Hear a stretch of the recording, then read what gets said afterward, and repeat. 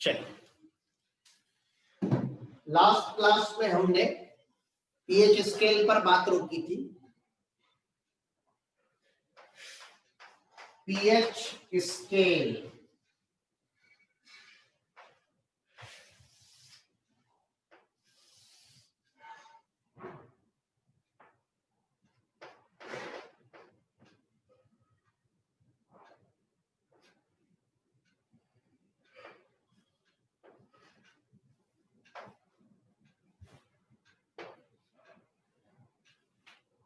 इधर देखिएगा,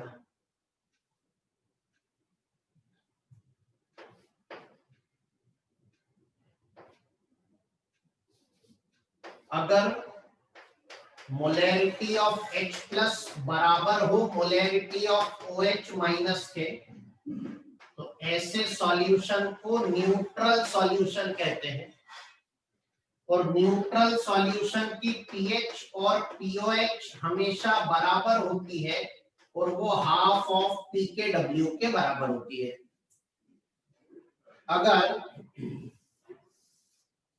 H plus ion concentration ज्यादा हो OH माइनस आयन कॉन्सेंट्रेशन से, तो ऐसे सॉल्यूशन को एसिडिक कहते हैं।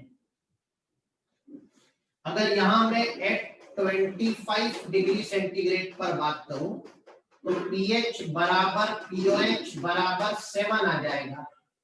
तो 25 डिग्री सेंटीग्रेड नहीं है तो हाफ ऑफ pKw के बराबर होगा और वो कुछ भी हो सकता है। यहां पर and H positive ion concentration is equal to OH negative ion concentration is equal to 10 की पावर -7 होगा। कब? 25 डिग्री सेंटीग्रेड पर। इधर आओगे एसिडिक सॉल्यूशन में, तो यहां पर molarity of H plus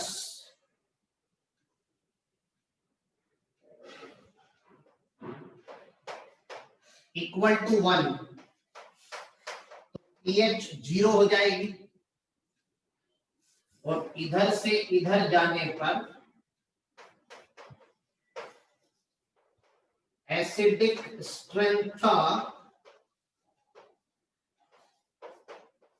of solution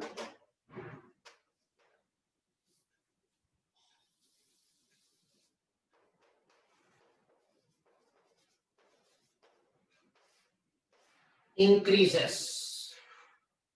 Acidic strength of solution ना increases। ध्यान रखना, एसिड की स्ट्रेंथ और सॉल्यूशन की स्ट्रेंथ में जमीन आसमान का अंतर होता है। अभी मैं बात करने वाला हूं 2 मिनट के बाद। इधर आप जाएंगे तो OH नेगेटिव आयन कॉन्सेंट्रेशन अगर 1 मोलर हो जाए तो POH 0 होगी तो pH बराबर pKw हो जाएगा। यहां पर POH बराबर pKw होगा। और अगर 25 डिग्री सेंटीग्रेड पर बात करेंगे तो pH तो वही 0 रहेगी, पर 25 डिग्री सेंटीग्रेड पर POH 14 हो जाएगी।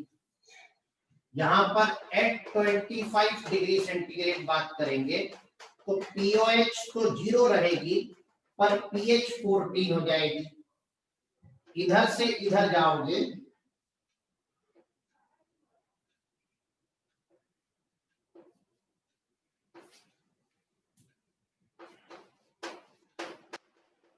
बेसिक स्ट्रेंथ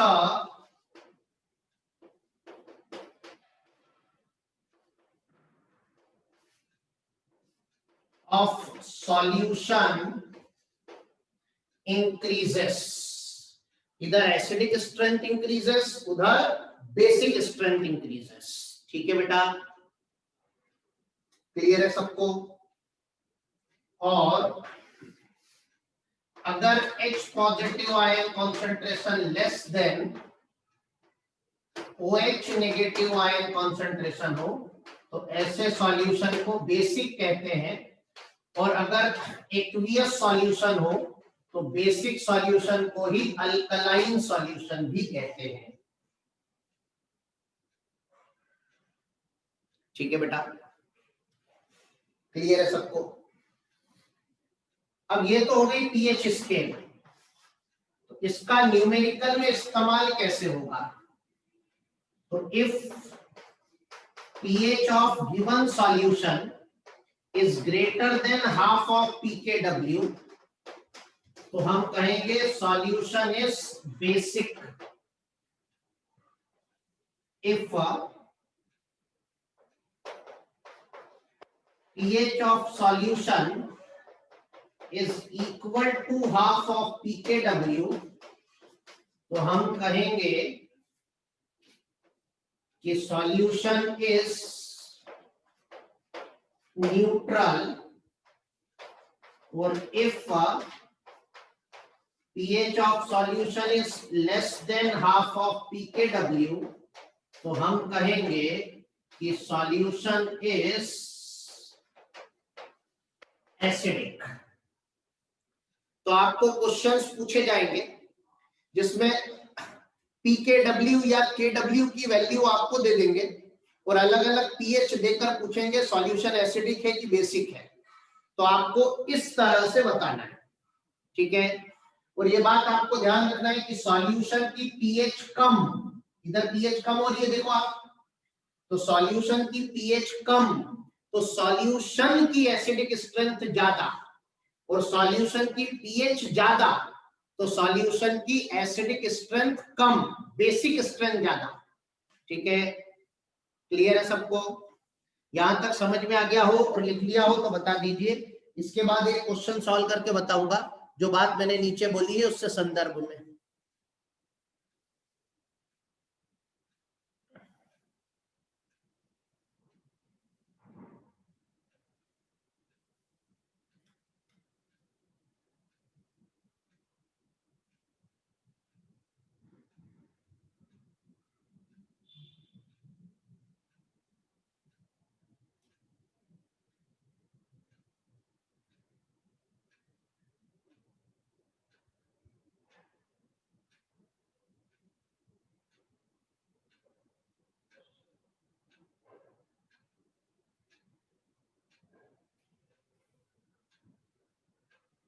चलिए मिटा दो।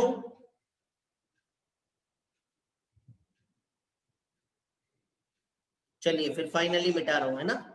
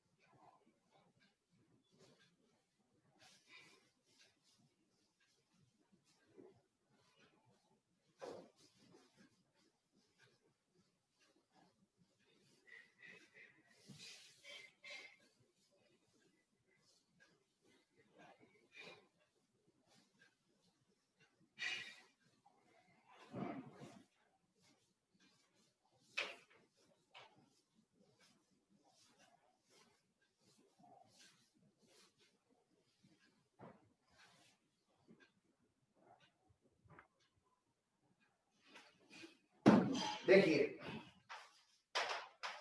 if kW is equal to 10 की power -12 at 90 degree centigrade, full stop, then which of the following solution is acidic? pH equal to 6.5, दूसरा pH इक्वल टू 7, तीसरा pH इक्वल टू 5, चौथा pH equal to 6। चलो यहां कर देते हैं 8, यहां कर देते हैं नन।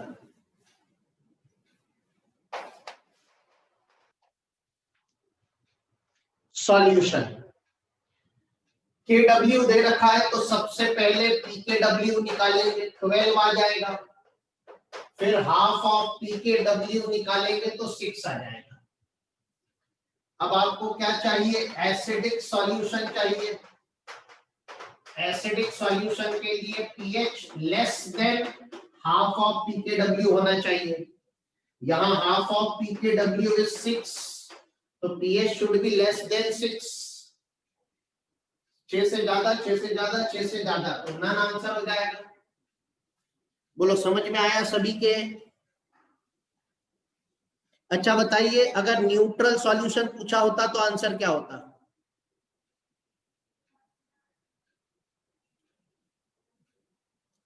न्यूट्रल सॉल्यूशन पूछा होता तो भी नन होता, क्योंकि न्यूट्रल सॉल्यूशन में पीएच हाफ ऑफ पीकेडब्ल्यू के बराबर होनी चाहिए। चलो इस ऑप्शन को अपन कर देते हैं 6.0। अब बताओ, अगर न्यूट्रल सॉल्यूशन पूछा होता तो आंसर क्या होता? फर्स्ट होता। ध्यान रखना, पीएच इक्वल टू 7 हमेशा न्यूट्रल सॉल्यूशन को रिप्रेजेंट नहीं करती है। अगर टेम्परेचर 25 डिग्री सेंटीग्रेड हो तो ही बस pH equal to 7 neutral solution को रिप्रेजेंट करती है। समझ में आया बेटा? ये लिख भी देता हूं मैं यहां नोट करके। पहला, at temperature equal to 25 degree centigrade pH equal to 7 neutral solution.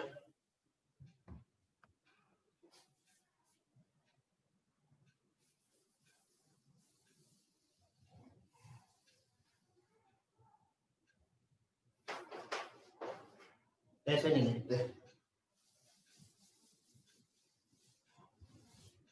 ऐसे लिखते हैं। For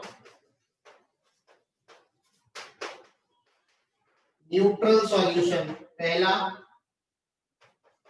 eight 25 degree centigrade pH is equal to 7। दूसरा, एट टेम्परेचर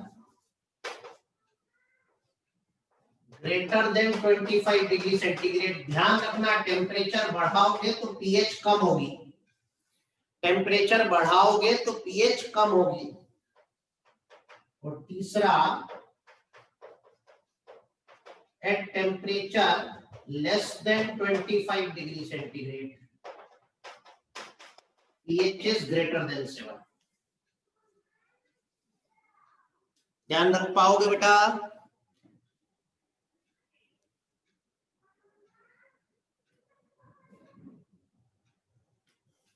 चलिए, यहां तक लिख लिया हो और समझ में आ गया हो तो मिटा दूं, कोई डाउट हो तो पूछ लो बेटा।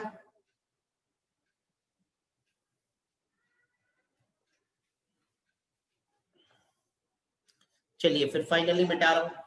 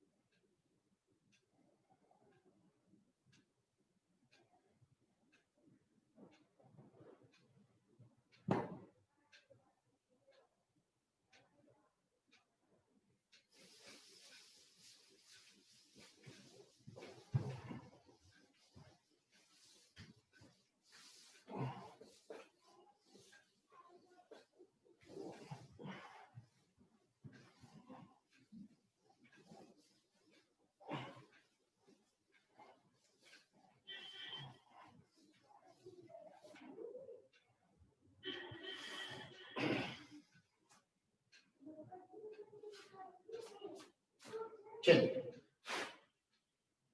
नाउ इधर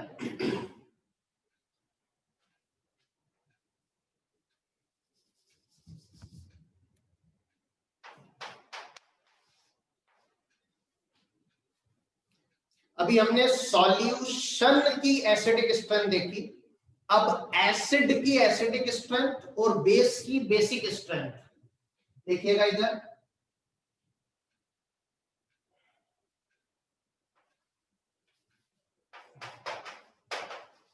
एसिड AH ये आयनाइज हुआ कुछ इस तरह से,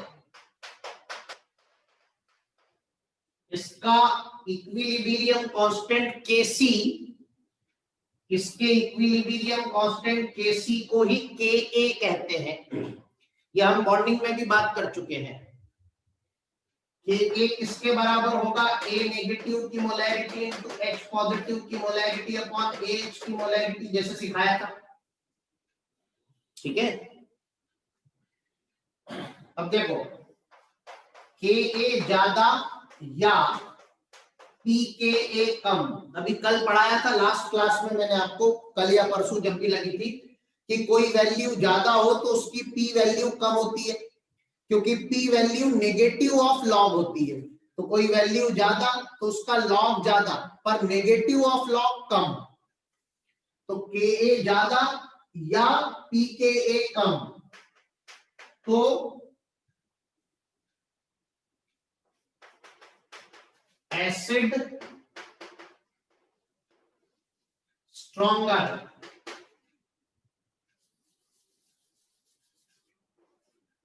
एंड वाइस वर्सा। यानी आपको अगर ऑप्शन में 4 एसिड दे रखे हैं, चारों के Ka की वैल्यू दे रखी है और आपसे स्ट्रॉन्गेस्ट एसिड पूछा है, तो जिसका Ka सबसे ज्यादा वो स्ट्रॉन्गेस्ट, और आपको अगर चारों की pKa वैल्यू दे रखी है तो जिसका pKa सबसे कम वो स्ट्रॉन्गेस्ट, एंड वाइस वर्सा। तो जिसका Ka सबसे कम वो वीकेस्ट, या जिसका pKa सबसे ज्यादा वो वीकेस्ट। बिल्कुल वैसे ही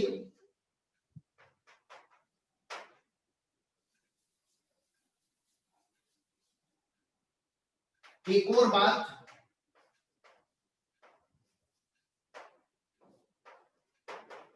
greater is degree of ionization, greater is degree of ionization of acid, comma,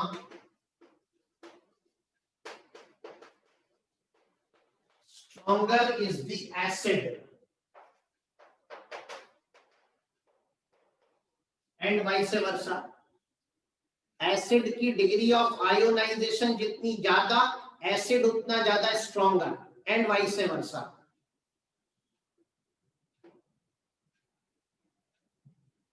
बिल्कुल ऐसा का ऐसे ही बेस के साथ होगा। बेस को हमने BOH लिखा, तो BOH ऐसे आयनाइज होगा B प्लस और OH माइनस, इसका इक्विलिब्रियम कांस्टेंट Kc कहलाएगा Kb। B stands for base, A stands for acid. ये होगा B plus OH minus upon BOH। यहां पर भी वही, Kb ज्यादा या pKb कम, तो base stronger,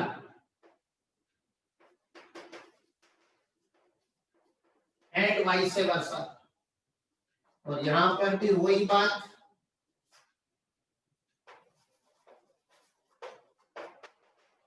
greater is degree of ionization of base,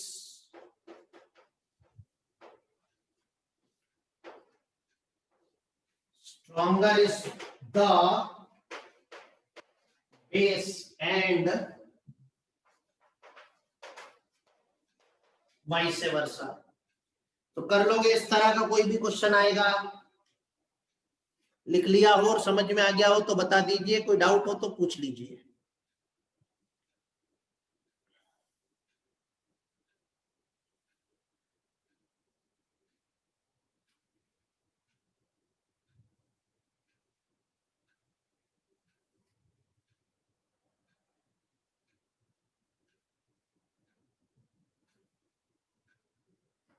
कुशाग्र बेटा degree of dissociation chemical equilibrium में पढ़ाई ना, degree of ionisation, degree of dissociation.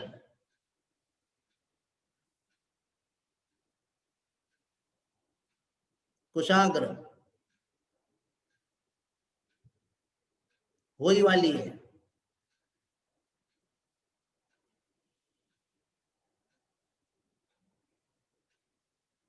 चलिए फिर फाइनली मिटा रहा हूं।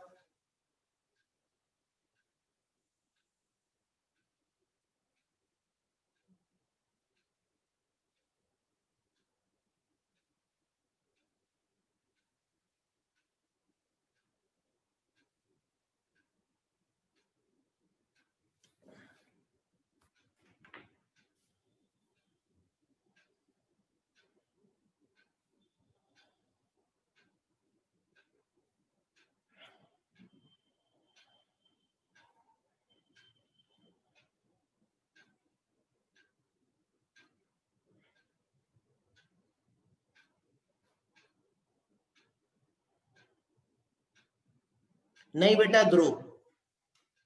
चलिए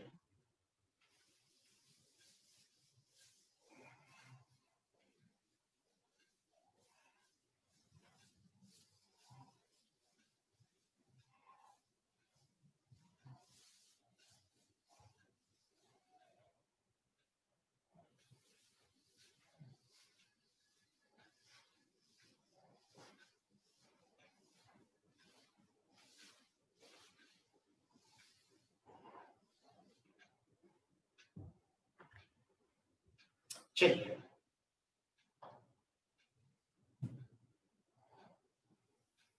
नाउ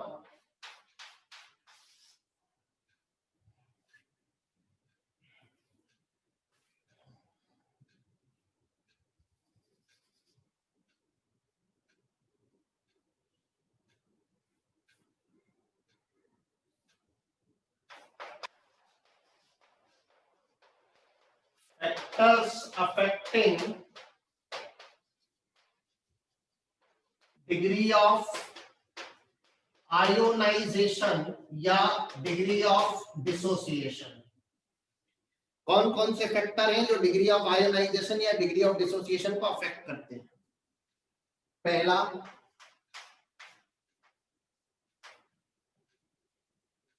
नंबर 1, सब वही केमिकल इक्विलिब्रियम वाली बातें आएंगी यहां पर।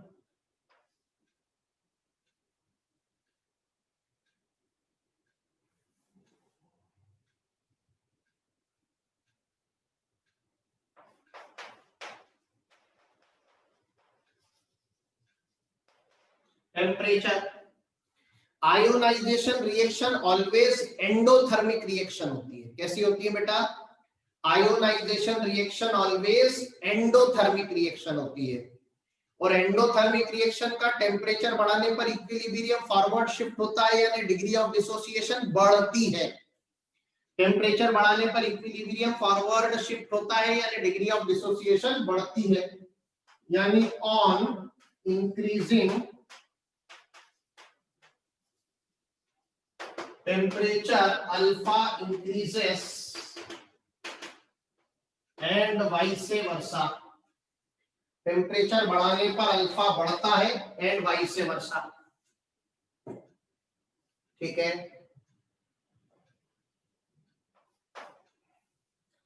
नंबर 2, दूसरा फैक्टर। पहला फैक्टर आ गया बेटा समझ में?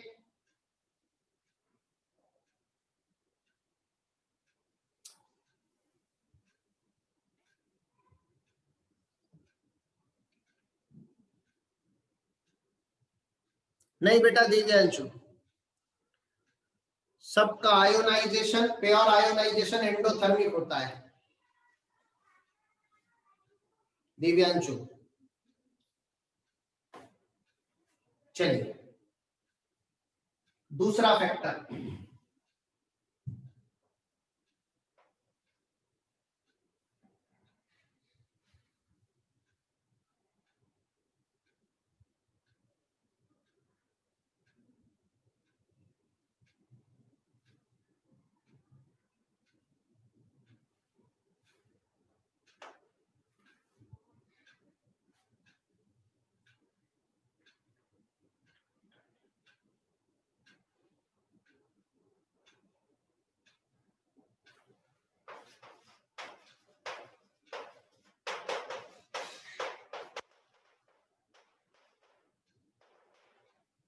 Common ion effect. क्या होता है common ion?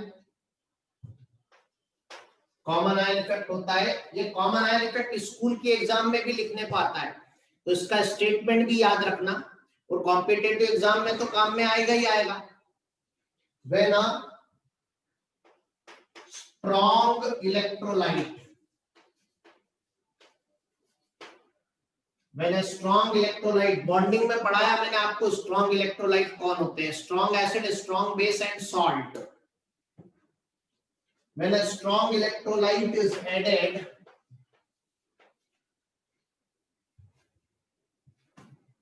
in a solution of weak electrolyte, when a strong electrolyte is added in a solution of weak electrolyte, then when a strong electrolyte is added in a solution of weak electrolyte having a common ion,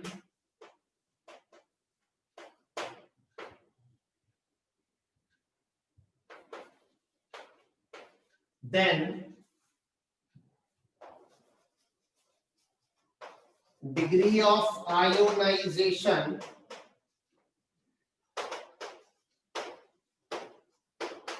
of weak electrolyte decreases।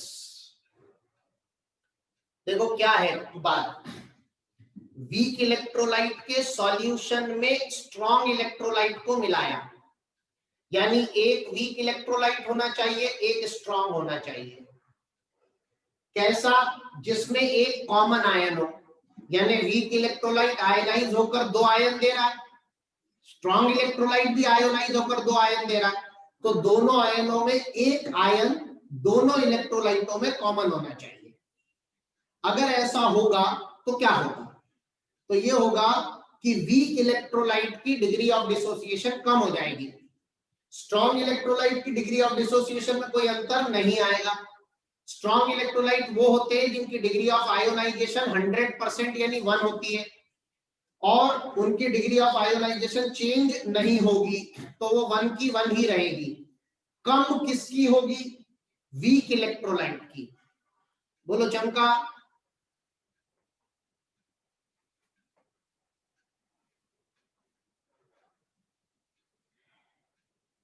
जैसे example CH3COH,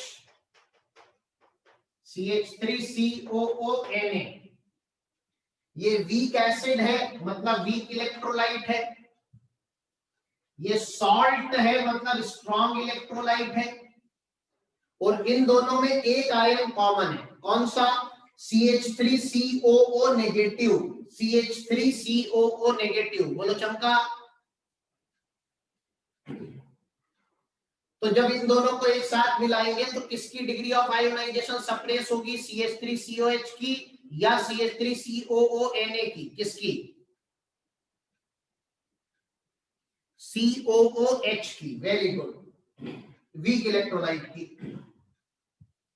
जैसे देखो CH3COOH weak electrolyte और HCl strong acid है, strong electrolyte है। आया समझ में बेटा?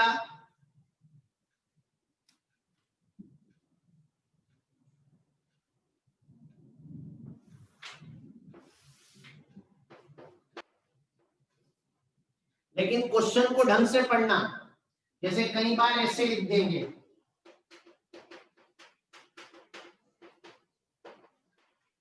बताओ यहां कॉमन आयन इफेक्ट लगेगा क्या?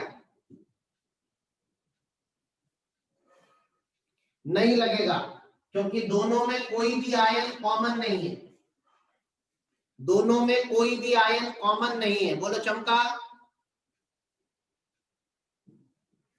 कई बार ऐसे लिख देंगे,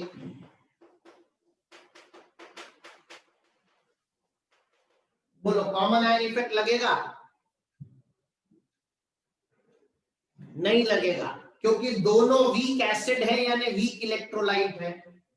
एक स्ट्रॉन्ग इलेक्ट्रोलाइट और एक वीक इलेक्ट्रोलाइट होना जरूरी है। बोलो चमका। ध्यान रख पाओगे? जैसे NH4OH और BaOH whole twice, weak electrolyte weak base है और स्ट्रॉन्ग इलेक्ट्रोलाइट स्ट्रॉन्ग बेस है, एंड सो ऑन। समझ में आ गया हो, लिख लिया हो तो बता दीजिए, कोई डाउट हो तो पूछ लीजिए।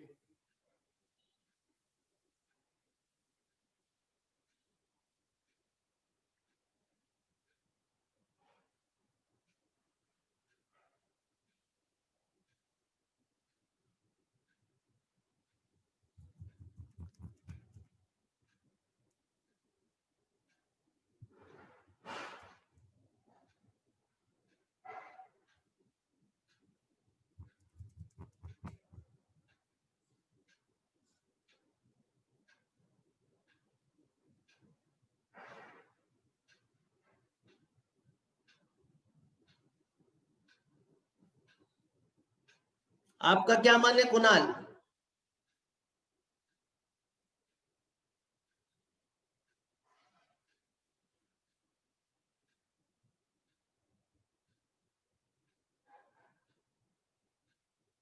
आप अपना मन बता दो।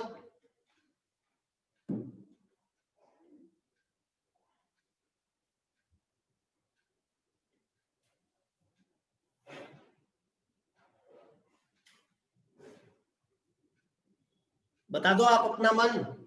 चलिए मिटा रहा हूं फाइनली।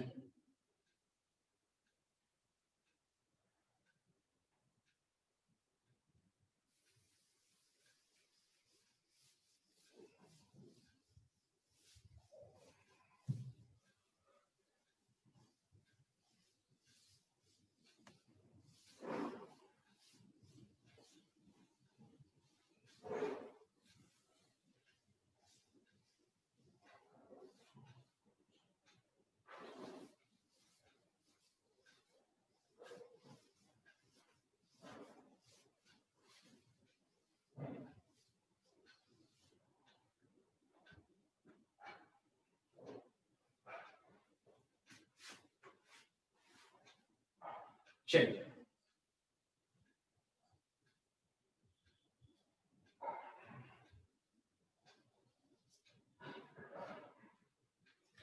तीसरा factor,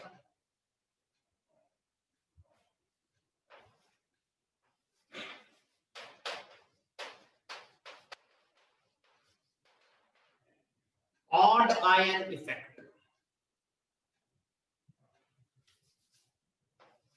odd ion effect,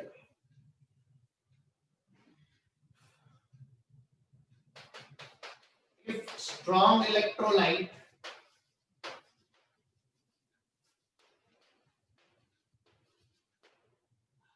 which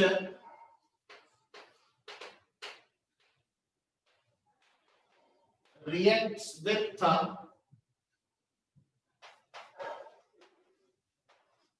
product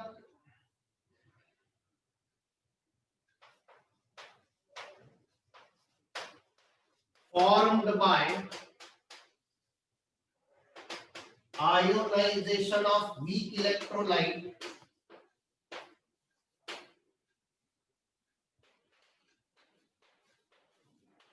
is added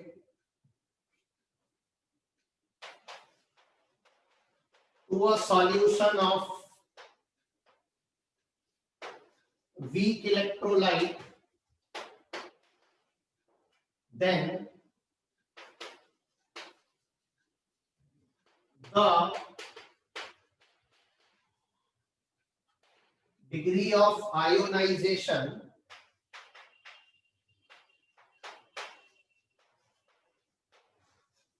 of weak electrolyte increases.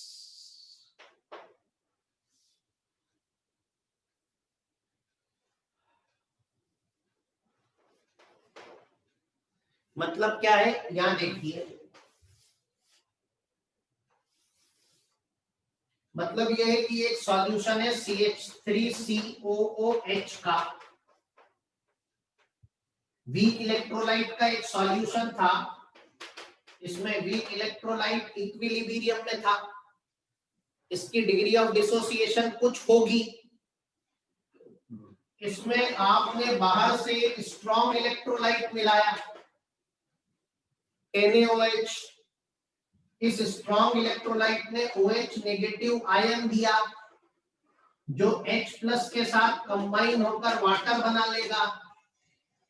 तो बताइए NaOH मिलाने पर OH- आया, उसने H+ के साथ रिएक्शन की तो H+ कंज्यूम हुआ, तो H+ का कॉन्सेंट्रेशन कम हुआ या बढ़ा? कम हुआ।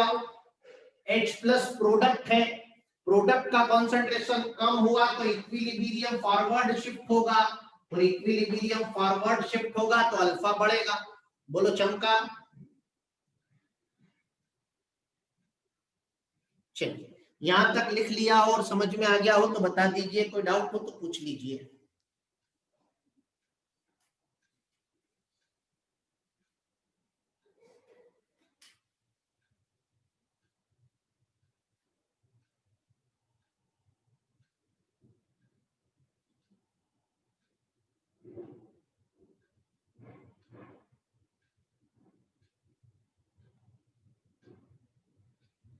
चलिए मिटा रहा हूं फिर फाइनली।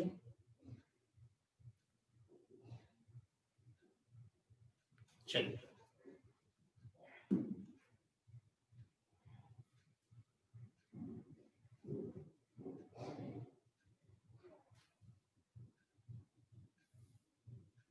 वेट, ध्रुव बेटा लिख लो तो बता देना।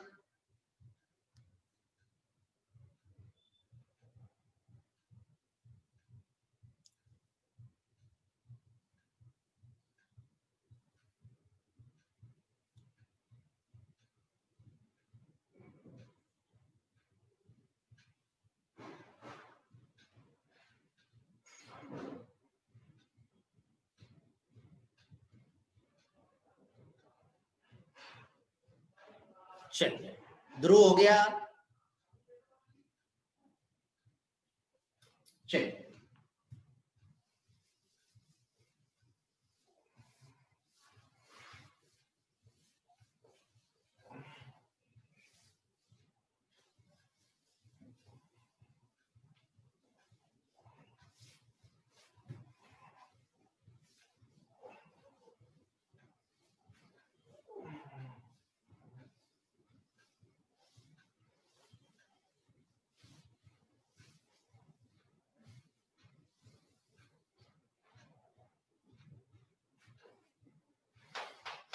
चौथा, नेचर ऑफ इलेक्ट्रोलाइट। आप जानते हैं, पढ़ा चुका हूं मैं आपको, बस लिखा के खाना पूर्ति कर रहा हूं, फिर से लिखा रहा हूं एक बार। इलेक्ट्रोलाइट दो तरह के होते हैं, एक स्ट्रॉन्ग और एक वीक। इलेक्ट्रोलाइट का अल्फा ग्रेटर देन 0 और लेस देन और इक्वल टू 1 होता है। स्ट्रॉन्ग इलेक्ट्रोलाइट के लिए अल्फा 1 होता है, वीक इलेक्ट्रोलाइट के लिए 0 से ज्यादा और 1 से कम होता है, 1 के बराबर नहीं होता। स्ट्रॉन्ग इलेक्ट्रोलाइट होते हैं स्ट्रॉन्ग एसिड,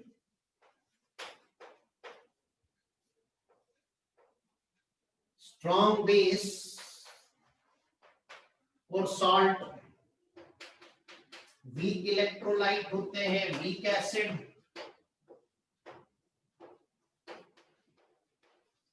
वीक बेसिस।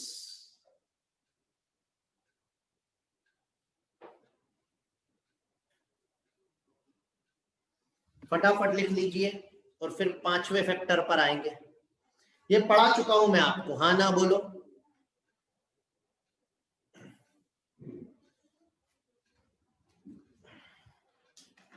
जल्दी से लिख लो।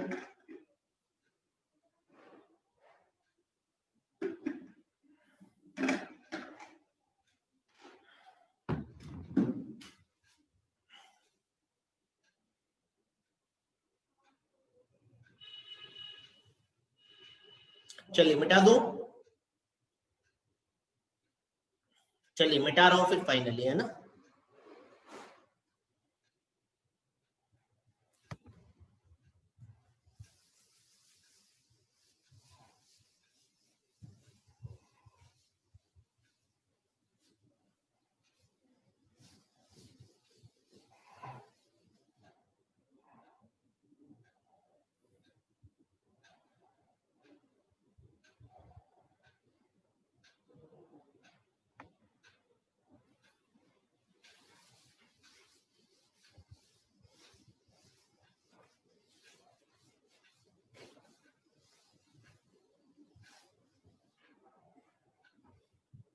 चलिए 5वां होता है डाइल्यूशन। डाइल्यूशन से डिग्री ऑफ डिसोसिएशन बढ़ती है। ऑन इंक्रीजिंग डाइल्यूशन, डाइल्यूशन मतलब addition of solvent.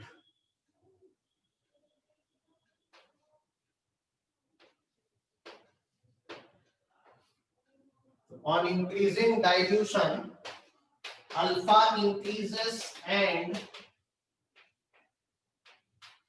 vice versa। डाइल्यूशन बढ़ाने पर अल्फा बढ़ता है और vice versa.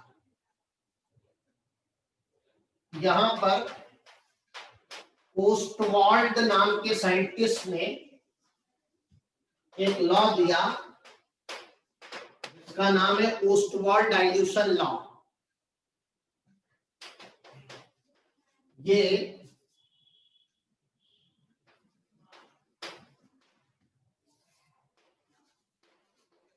Very weak electrolyte पर लगता है, पर अपने सिलेबस में जहां माना है वहां लगा देना। ये कहता है degree of ionisation is directly proportional to square root of dilution। और डाइल्यूशन होता क्या है?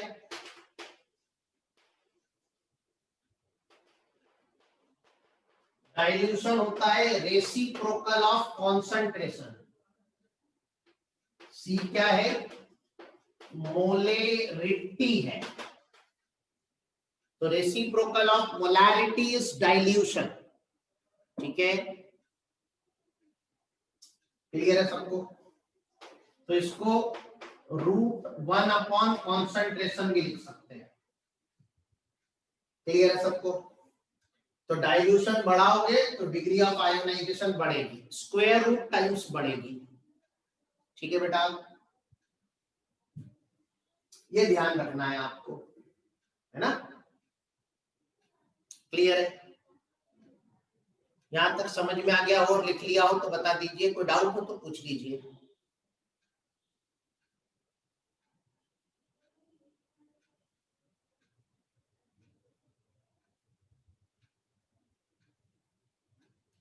अच्छा, डाइल्यूशन बढ़ाने पर अल्फा बढ़ता है और अल्फा बढ़ने से एसिडिक स्ट्रेंथ और बेसिक स्ट्रेंथ बढ़ती है, हाँ ना बोल। इसका मतलब डाइल्यूशन बढ़ाने से एसिडिक और बेसिक स्ट्रेंथ भी बढ़ती है। और डाइल्यूशन ज्यादा यानी कॉन्सेंट्रेशन कम। इसका मतलब अगर आपसे ऐसा पूछे कि which of the following is strongest acid, और ऐसे ऑप्शन दे दे 0.1 मोलर HCOOH, दूसरा 0.01 मोलर HCOOH, तीसरा 0.001 मोलर HCOOH, चौथा 1.00 मोलर SCOH। तो सबसे कम कॉन्सेंट्रेशन यानी सबसे ज्यादा डाइल्यूशन यानी अल्फा सबसे ज्यादा, तो एसिडिक स्ट्रेंथ सबसे ज्यादा। हाँ, वीक के लिए ही बात हो रही है, स्ट्रॉन्ग तो स्ट्रॉन्ग ही है ध्रुव बेटा।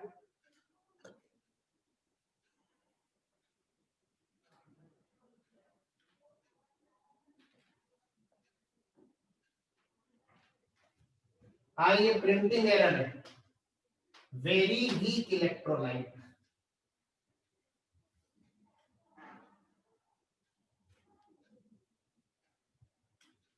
चलिए यहां तक लिख लिया और समझ में आ गया हो तो बता दीजिए, कोई डाउट हो तो पूछ लीजिए।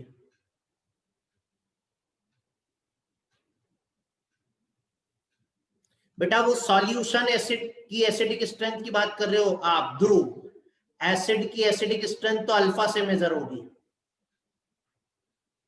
चलिए मिटा रहा हूं फिर फाइनली।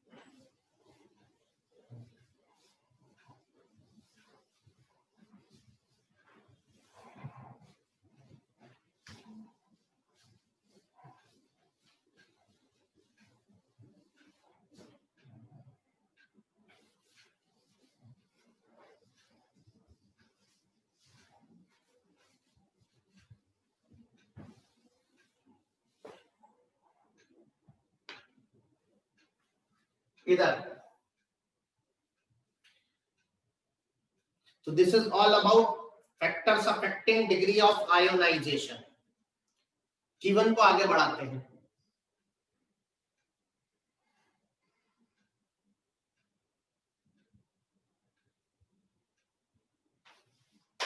जरा समझिएगा, केमिकल इक्विलिब्रियम का एक क्वेश्चन है जो आयनिक इक्विलिब्रियम में पूछा जाता है। इधर देखिएगा, इफ solution of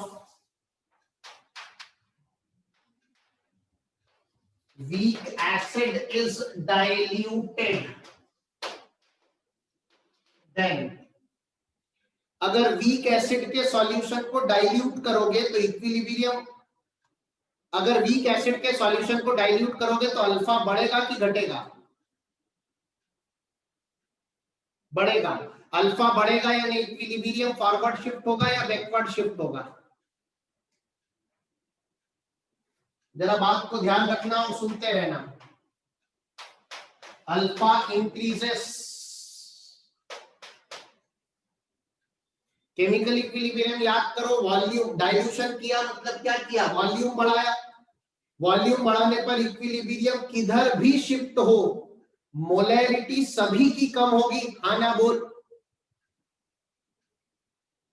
यानी मोलैरिटी ऑफ H पॉजिटिव, क्योंकि एसिड है तो molarity of H positive decreases and molarity of A negative decreases. बोलो हाँ या ना?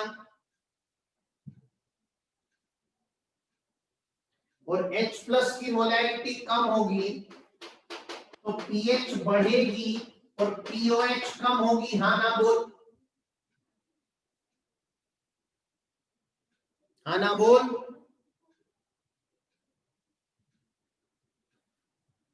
ऐसे ही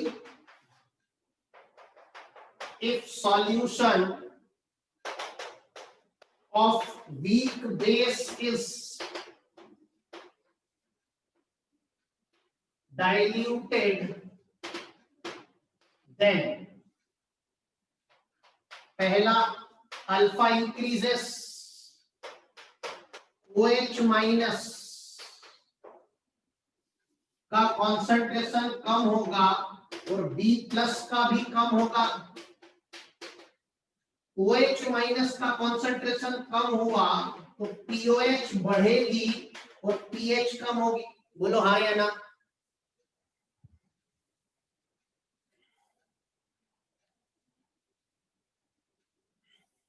अब कंफ्यूजन कहाँ होता है बच्चों को, ये समझ लो। कंफ्यूजन ऐसे होता है बच्चों को कि एसिड ये रहा, एसिड ऐसे आयोनाइज होगा, आप डाइल्यूशन करोगे तो इक्विलिब्रियम फॉरवर्ड शिफ्ट होगा, अल्फा बढ़ेगा, तो बच्चों को लगता है इनका कॉन्सेंट्रेशन भी बढ़ेगा, जबकि ये इक्विलिब्रियम फॉरवर्ड शिफ्ट हो रहा है वॉल्यूम के बढ़ाने से। डाइल्यूशन करना यानी वॉल्यूम बढ़ाना, और वॉल्यूम बढ़ाने से इक्विलिब्रियम किधर भी शिफ्ट हो मोलैरिटी सबकी कम होती है। तो कंफ्यूज तो नहीं हो गए बेटा, समझ में आ गई बात?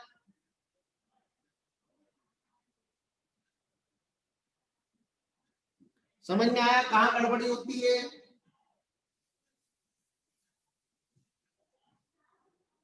चलिए मिटा दो इसे।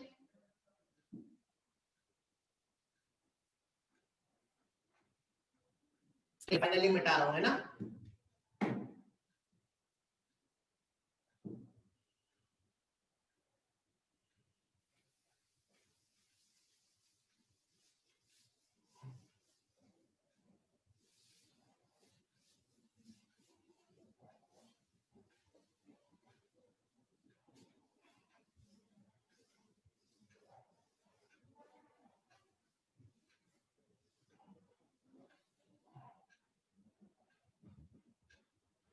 चलिए इधर देखिए,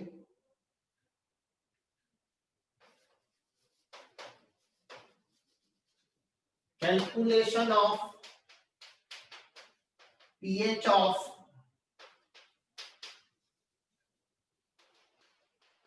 सॉल्यूशन ऑफ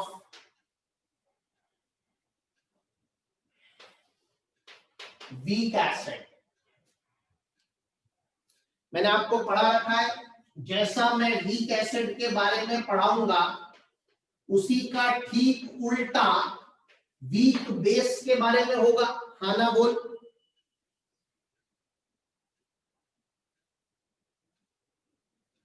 हाँ ना बोल। अब जरा वीक एसिड के बारे में समझ लो जरा ढंग से कि कैसे करना है। पहले 10 मिनट समझ लो फिर लिखना।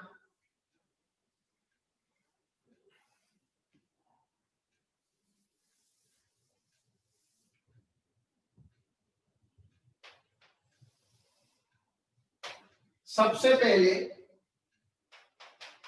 If alpha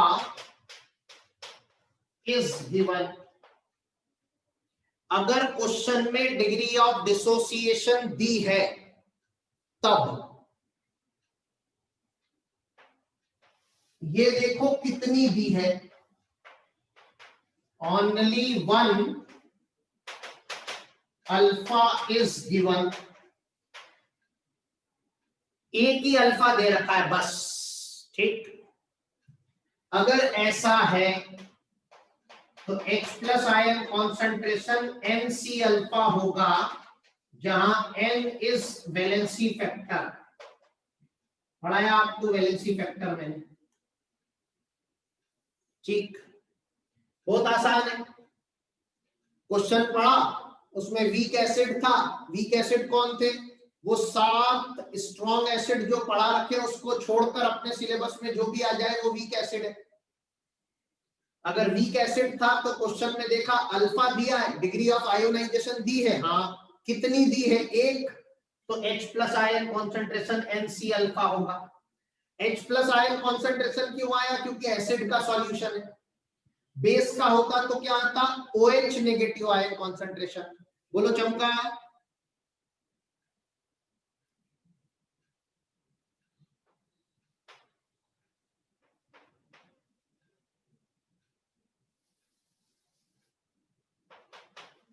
alpha 1 and alpha 2 are given, दो अल्फा दे रखे, दो अल्फा दे रखे, तब net H plus ion concentration होगा C alpha 1 plus C alpha 1 alpha 2। अगर तीन अल्फा दे रखे होते तो C alpha 1 plus C alpha 1 alpha 2 plus C alpha 1 alpha 2 alpha 3, चार अल्फा दिए होते तो एक टर्म और आ जाती, लेकिन जनरली अपने सिलेबस में दो से ज्यादा अल्फा नहीं देते। बोलो चमका।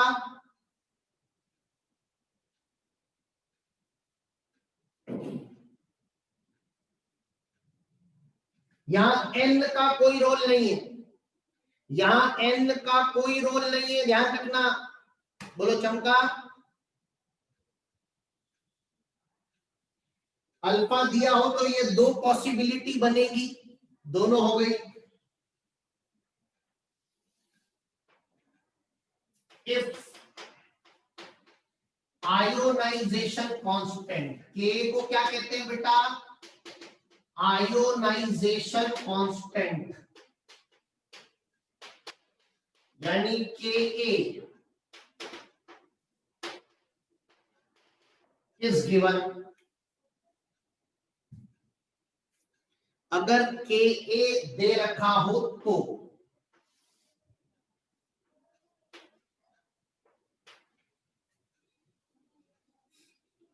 देखो,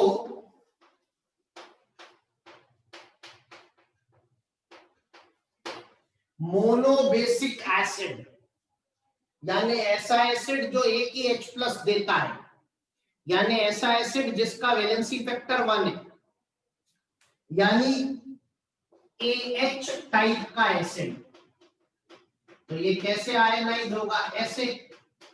इसका आयोनाइजेशन कांस्टेंट क्या होगा? Ka।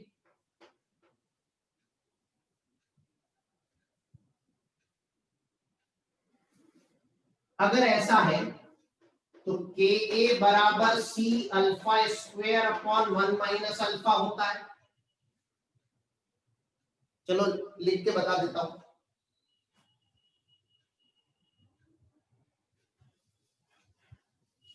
कल ही सिखाया था, कल ही सिखाया था। C00 कल ही सिखाया था, दोबारा याद दिला रहा हूं।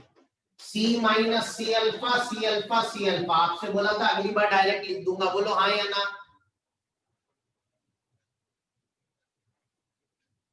अपने सिलेबस में जनरली अल्फा को निग्लिजिबल माना जाता है, तो अल्फा निग्लेक्ट हो गया, तो Ka बराबर C अल्फा स्क्वायर आ जाएगा।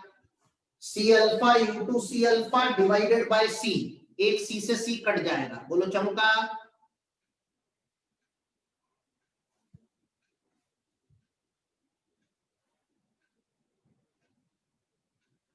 और अल्फा बराबर root over Ka by C आ जाएगा।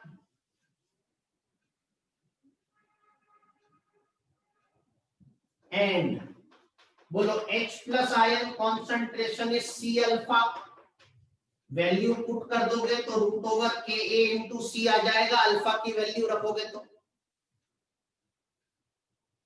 ध्रुव अब भी तो बताया, मोनोबेसिक एसिड यानी जो एक ही H प्लस दे, जिसका वैलेंसी फैक्टर 1 हो, वही तो लिखा ऊपर। और इसका माइनस लॉग ले लोगे बेस 10 पर तो pH आ जाएगी half of pKa minus log C। ले लोगे लॉग वगैरह?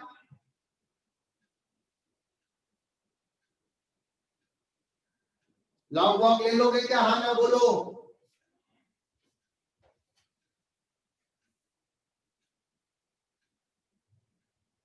ध्यान रख पाओगे?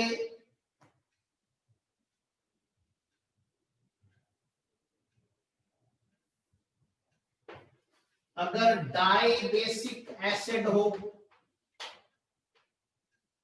यानी AH2 टाइप हो, तो 2 बार में आयोनाइजेशन होगा। पहला आयोनाइजेशन कांस्टेंट Ka1 होगा और जो दूसरी बार में आयोनाइज होकर जाएगा वो Ka2 होगा।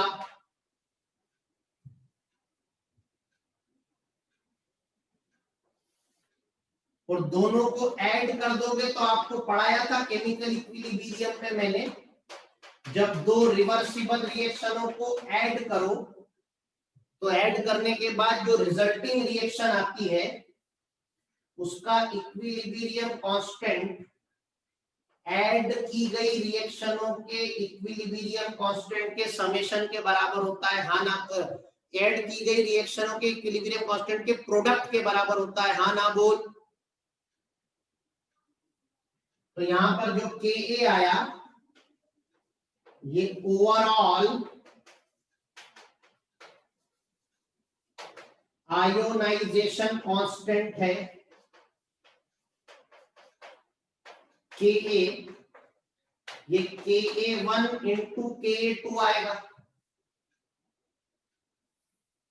And this is an experimental fact कि पहला आयोनाइजेशन हमेशा दूसरे वाले से बड़ा होता है, दूसरा वाला हमेशा तीसरे वाले से बड़ा होता है, तीसरा वाला हमेशा चौथे वाले से बड़ा होता है। बोलो हाँ या ना।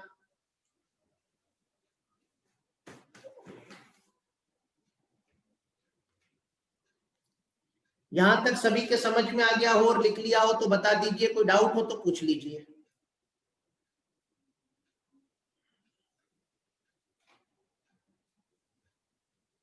लिखने का काम कृपा पूर्वक शीघ्र कीजिएगा।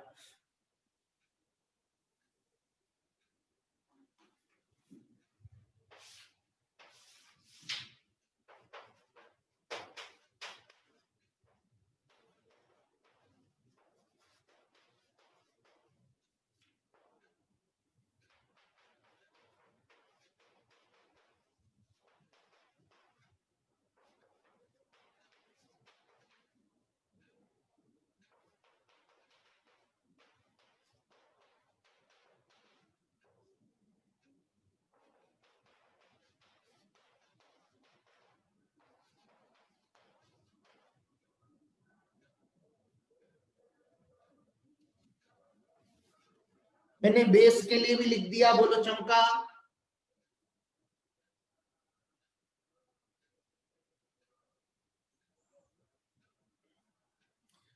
जल्दी से लिख लो और मुझे बता दो तो मैं कुछ 2-4 क्वेश्चन करा दूं इस पे और फिर इसकी आत्मा को शांति दूं।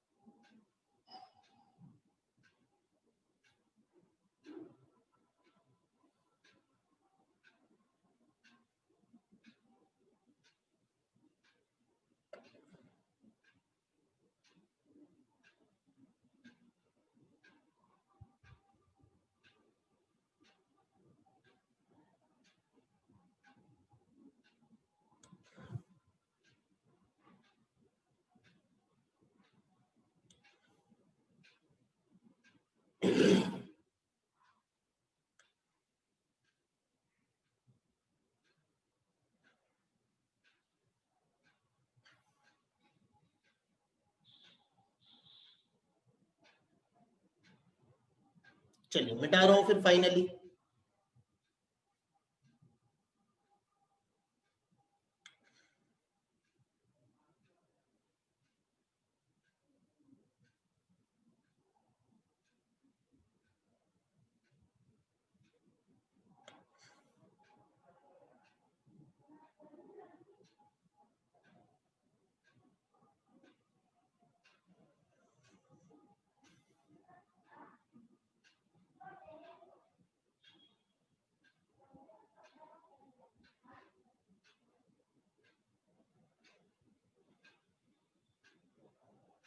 चलिए मिटा रहा हूं, है ना।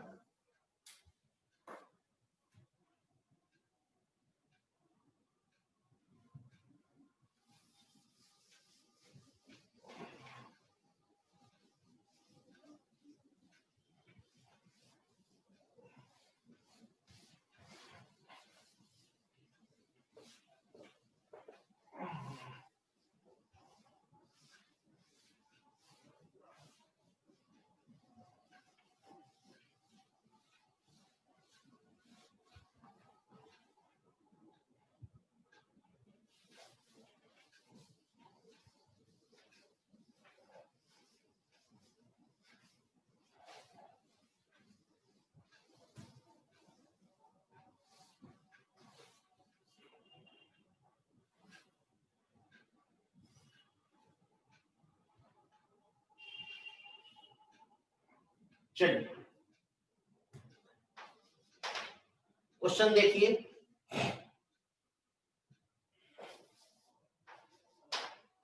कैलकुलेट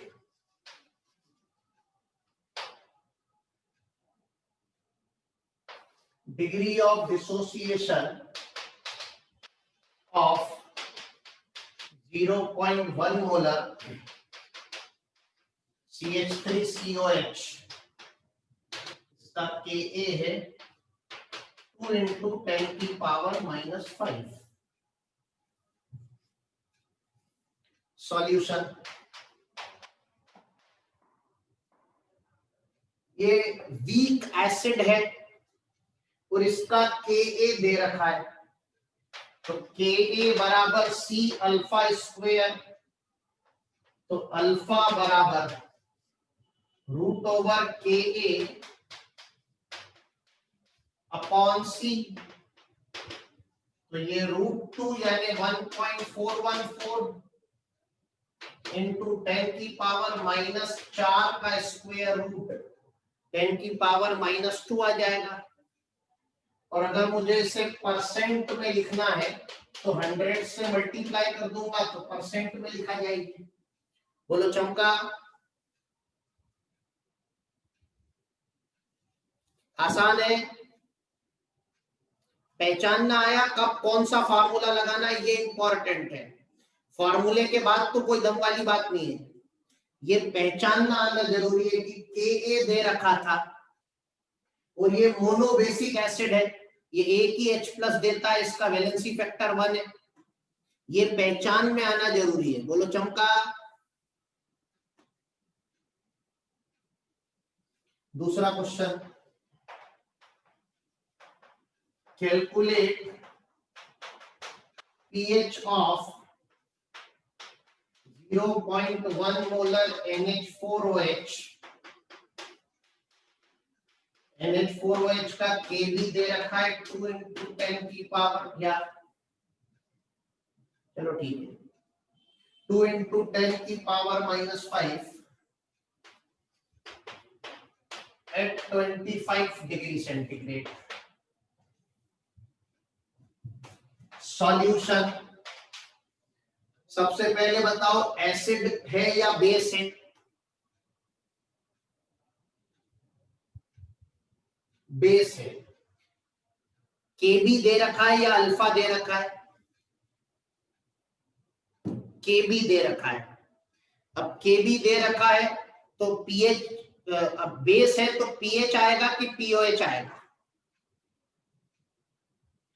pOH आएगा। तो एक तरीका तो ये है कि pOH बराबर half of pKb minus log C करेंगे, तो हाफ ऑफ pKb निकालना सिखाया था, 5 माइनस log 2, तो pKb होगा 5 minus log 2 is 0.3 minus log C, C is 10 की पावर -1, तो log C इज -1 आ जाएगा। ये 4.7 हो गया, माइनस माइनस प्लस, तो 5.7 divided by 2 is 2 to the 4.85। बोलो चमका। बोलो चमका। क्या ये आंसर है या अभी और कुछ करना बाकी है?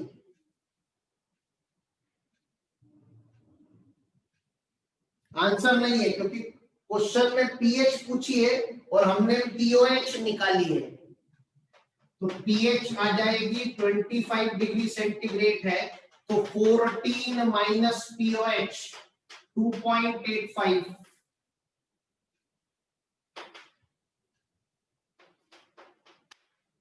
11.15 आ जाएगा। ये आंसर आया। बोलो समझ में आया?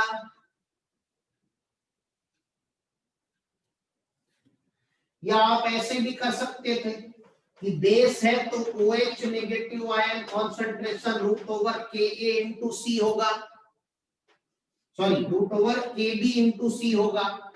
Kb इज 2 इंटू 10 की पावर -5 इंटू 0.1, तो ये √2 इंटू 10 की पावर -3 आ जाएगा। अब आप पीओएच निकाल लो, फिर 14 माइनस पीओएच करो, पीएच आ जाएगा। या दूसरा तरीका ये है कि OH नेगेटिव आयन कॉन्सेंट्रेशन को लिख सकते हैं KW upon H plus ion concentration. OH negative ion concentration को लिख सकते हैं KW upon H positive ion concentration बराबर √2 इंटू 10 की पावर -3। यहां से H प्लस आयन कॉन्सेंट्रेशन हो जाएगा 1 अपॉन √2 इंटू ये -3 इधर नीचे गया तो 10 की पावर -11 आ जाएगा बेटा। अब इसका माइनस लॉग ले लो बेस 10 पे, तो डायरेक्ट पीएच आ जाएगी 11 माइनस लॉग 1 बाय √2।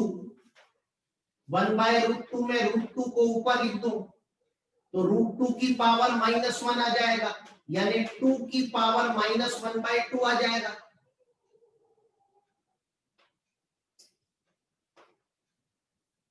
-1/2 बाहर आ गया तो 11 minus minus plus 1/2 into log 2, log 2 is 0.3, तो ये 11.15 आ जाएगा।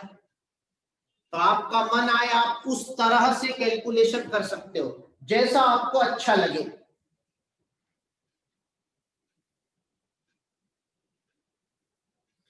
यहां तक सभी को समझ में आ गया हो और लिख लिया हो तो बता दीजिए, कोई डाउट हो तो पूछ लीजिए। बस ये ध्यान रखना कि एसिड सॉल्यूशन है तो H प्लस आयन कॉन्सेंट्रेशन और पीएच आएगा, बेसिक सॉल्यूशन है तो OH नेगेटिव आयन कॉन्सेंट्रेशन और पीओएच आएगा। और अगर क्वेश्चन में पीएच पूछा है तो पीओएच निकालने के बाद चेंज करना पड़ेगा। अगर H प्लस आयन कॉन्सेंट्रेशन पूछा है तो OH माइनस निकालने के बाद चेंज करना पड़ेगा। बोलो चमका।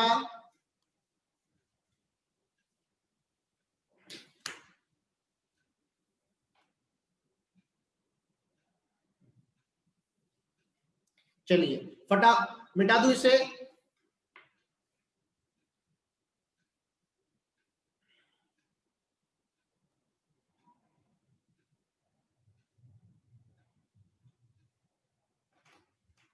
चलिए वेट, श्रेयसी बेटा लिख लो तो बता देना।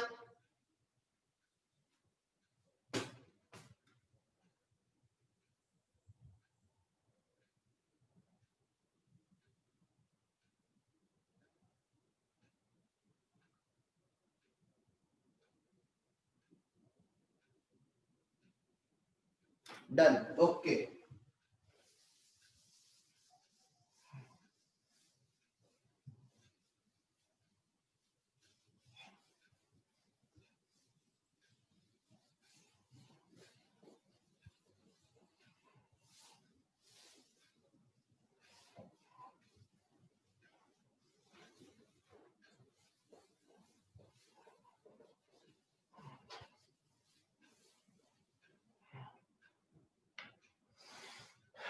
Calculate pH of 10 to the power -2 molar diacidic base।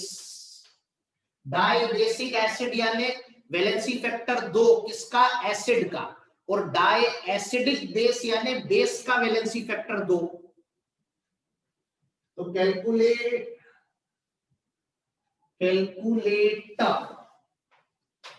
the pH of 10 to the power minus 2 molar diacidic base having alpha equal to 0.2. Solution बताओ एसिड है कि बेस है। सबसे पहले ये प्रश्न करना है अपने आप से जो मैं तुम्हें सिखा रहा हूं। बेस है तो H पॉजिटिव आयन कॉन्सेंट्रेशन आएगा कि OH माइनस आएगा, pH आएगा कि POH आएगा। Very good. तो OH माइनस आयन कॉन्सेंट्रेशन होगा NC अल्फा। N कितना डायएसिडिक बेस है। अच्छा अल्फा एक ही दे रखा है, अल्फा एक ही दे रखा है तो NC अल्फा होगा। डायएसिडिक बेस है तो N 2 हो गया। C दे रखा है 10 की पावर माइनस 2 और अल्फा दे रखा है 0.2, तो ये 2 2 4 इंटू 10 की पावर माइनस 3 आ जाएगा बेटा। यहां पर पॉइंट था इसलिए। अब आपको मैंने लॉग लेना तो सिखाई दिया है, तो POH होगा 3 माइनस लॉग 4, तो 3 माइनस लॉग 4 इज 0.6, तो 2.4 हो जाएगा। बोलो चमका।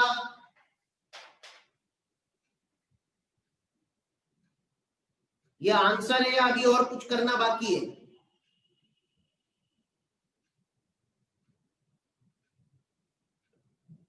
बाकी है। पीएच पूछिए, टेम्परेचर नहीं दे रखा 25 डिग्री मानना है, नहीं दे रखा तो 25 डिग्री मानना है। तो 14 माइनस 2.4 इज 11.6। अब आया आंसर, बोलो चमका। ये गड़बड़ी बहुत सारे बच्चे करेंगे। क्वेश्चन में पीएच पूछा होगा, आप पीओएच निकालोगे, 4 ऑप्शन में पीओएच वैल्यू दे रखी होगी, लगा के आगे बढ़ जाओगे। नहीं, पीएच पूछिए, बेसिक सॉल्यूशन है तो पीओएच आएगी, तो पीएच निकालना मत भूलना।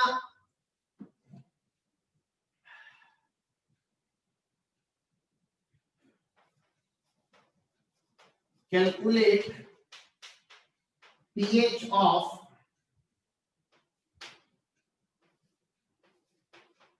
0.001 मोलर MOH या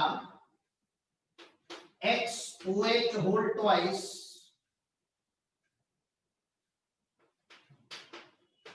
solution at 25 degree centigrade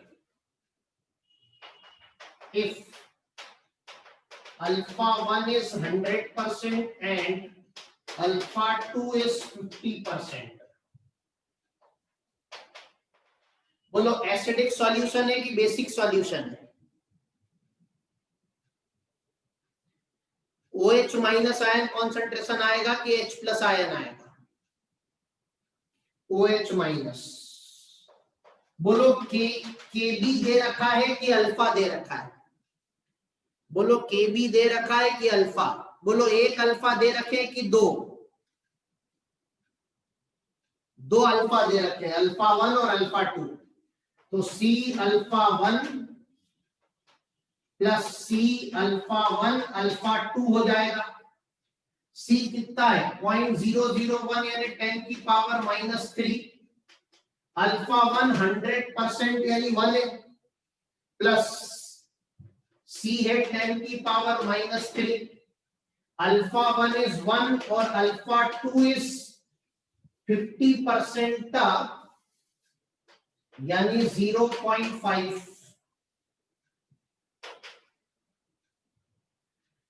ये कॉमन निकाल लिया तो 1.5 इंटू 10 की पावर माइनस 3 आ जाएगा। माइनस लॉग लूंगा बेस 10 पर तो 3 माइनस लॉग 1.5 को 3/2 लिख सकते हैं क्या? बोलो हाँ लिख सकते हैं। 3 माइनस 3/2 को log 3 माइनस log 2 लिख सकते हैं क्या? हाँ लिख सकते हैं। log 3 is 0.48, log 2 is 0.3, 0.48 minus 0.3 0.18 हो जाएगा। 3 में से 0.18 गया 2.82 आ जाएगा। लेकिन कुछ ही पीएच है, IPOH है, टेम्परेचर 25 डिग्री, तो 14 माइनस 2.82 11.18 आ जाएगा। बोलो चमका।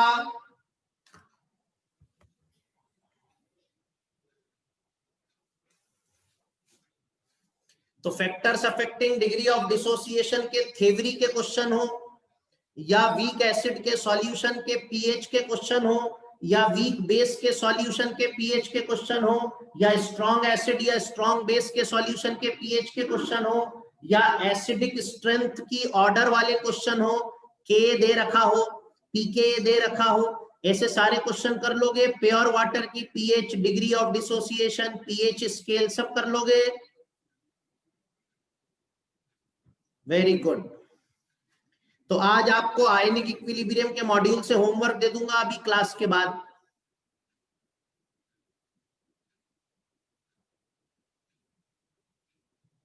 और कल आप सभी लोगों की क्लास है सुबह 8 बजे से 10:30।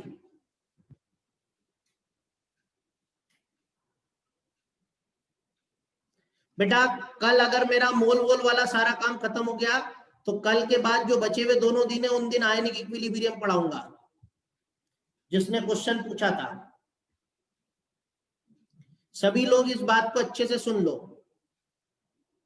और ये भी तब पढ़ाऊंगा जब आपकी इच्छा होगी। आपकी इच्छा नहीं है तो मैं छुट्टी में कोई क्लास नहीं लूंगा।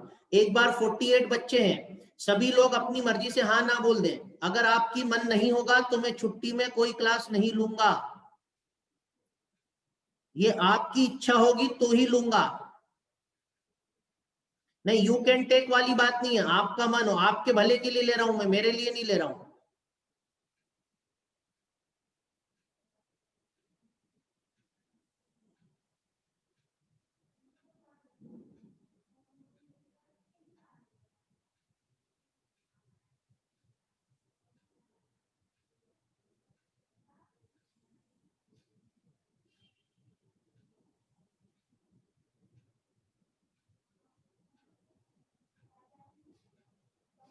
ठीक है, तो कल क्लास लूंगा, उसमें मोल खत्म कर दूंगा। एक दो बच्चों ने बोला है सर मोल पढ़ाने के बाद मत लेना क्योंकि एसीटी का पढ़ना है। कोई समस्या नहीं है मुझे, मैं आपके लिए ले रहा था, मुझे कोई आपत्ति नहीं है। कल आपकी क्लास है, उसके बाद बचे हुए दोनों दिन आपकी छुट्टी है। कल की क्लास लूंगा, वो अगर मुझे मोल जितना पढ़ाना है, अगर वो 1 घंटे में हो गया तो 1 घंटे में क्लास छोड़ दूंगा, 1.5 घंटे में हो गया तो 1.5 में छोड़ दूंगा, 2 घंटे में हो गया तो 2 में छोड़ दूंगा, 2.5 में हुआ तो 2.5 में छोड़ दूंगा, और 3 में हुआ तो 3 में छोड़ दूंगा। चलेगा? कल जितना मोल मुझे पढ़ाना है उतना पढ़ा के क्लास खत्म कर दूंगा। डन? थोड़ा सा ही पढ़ाना है, ज्यादा नहीं पढ़ाना है। आप सभी लोगों को धनतेरस की हार्दिक शुभकामनाएं। कल सुबह 8 बजे क्लास है। हाँ ध्रुव, वो केमिकल इक्विलिब्रियम जो ओलंपियाड वाला है वो ले लेंगे किसी भी दिन। चलिए, थैंक यू सो मच। आपको धनतेरस की हार्दिक शुभकामनाएं और दीपावली की अग्रिम बधाइयां।